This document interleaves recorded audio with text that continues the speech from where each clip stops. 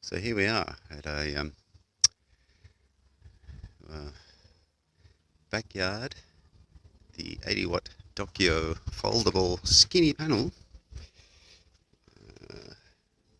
There's the brand.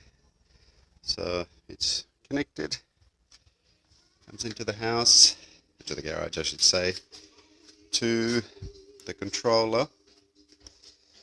There's the panel going in. So panel in, the panel is charging the battery. It's currently at 11.7, which, let me just move over here for a second, is, yeah, tinkering between 11.7 and 11.8. The middle connector is battery, and that runs this way, negative and positive. I've tested the 12 volt and USB sockets, they both work.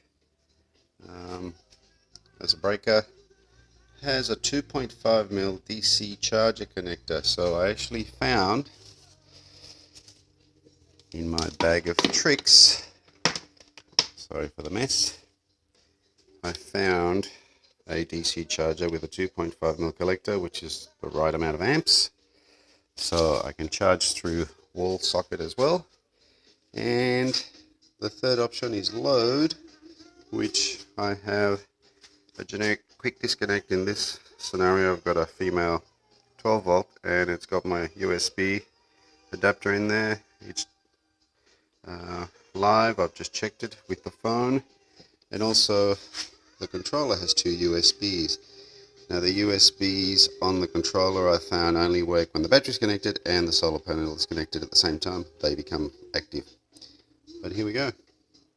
It has a whole host of settings which I've yet to look at, but yeah, there we go. So there's my mobile solar controller. I'm making some harnesses, as you can see inside, for different applications, so I can, for example, disconnect the load and connect something else to it. As long as it's a small drawing device, it should be good to go. And that's only with a little 80-watt solar panel, so I will probably make I have solar panel in, I have another quick disconnect. I'll probably make an Anderson to quick disconnect, so I can run a generic panel off, say the 4-wheel drive supercenter or something. Cool, I just thought I'd give you a quick update. Bit of tinkering.